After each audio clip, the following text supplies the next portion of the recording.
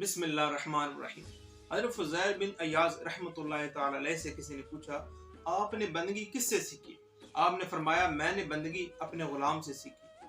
آپ نے فرمایا میرا ایک غلام تھا، میں اسے بازار سے اپنی خدمت کے لیے خرید کر لایا۔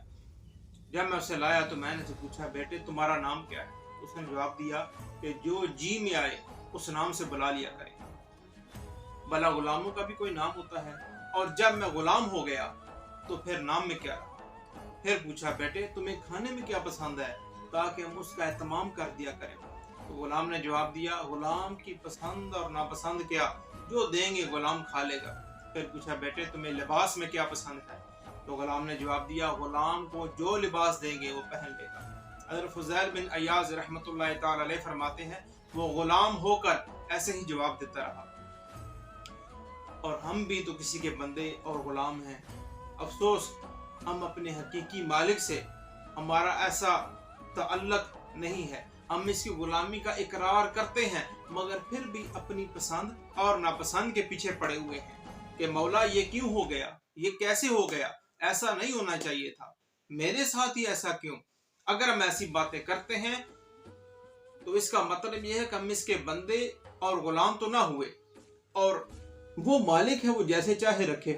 قابل غور بات یہ ہے دین اسلام کی راہ پر چلنے والوں پر آزمائشیں اور مظالم کے پہاڑ توڑے گئے۔ اگر اللہ رب العزت چاہتا تو ظالموں کو یہ ظلم نہ کرنے دیتا، لیکن اللہ تعالیٰ اپنے محبوب بندوں کے صبر و استقامت کو دکھانا اور انہیں مومنین کے لیے اسوہ یعنی کہ راستہ بنانا چاہتا تھا کہ اتنی تکلیف کے باوجود ان کی زبان سے گلہ و شکوہ جاری نہیں ہوتا۔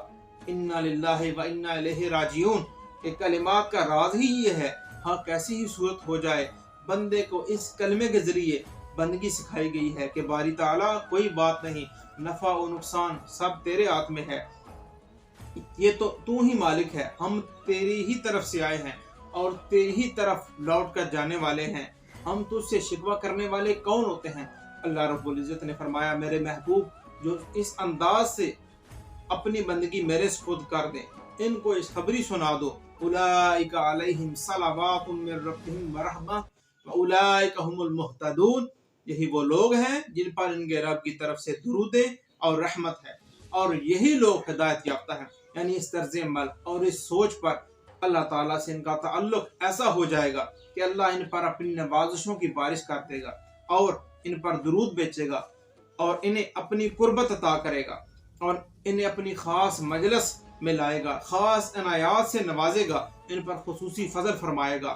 دراصل یہی وہ لوگ ہیں جو مشکل حالات میں بھی صابر رہتے ہیں، اور انا للہ و انا الیہ راجعون صرف ان کی زبان کی حد تک نہیں بلکہ ان کے قلب و باطن کی کیفیت کا عکاس ہوتا ہے۔ اللہ رب العزت مجھے اور آپ کو آزمائش، تکلیف، مصیبت، پریشانی اور نقصانات میں صابر رہنے کی توفیق عطا فرمائے۔ اللہ رب العزت مجھے اور آپ کو آزمائشوں، تکلیفوں، مصیبتوں، پریشانیوں، نقصانات میں صبر کا دامن تھامنے کی توفیق عطا فرمائے۔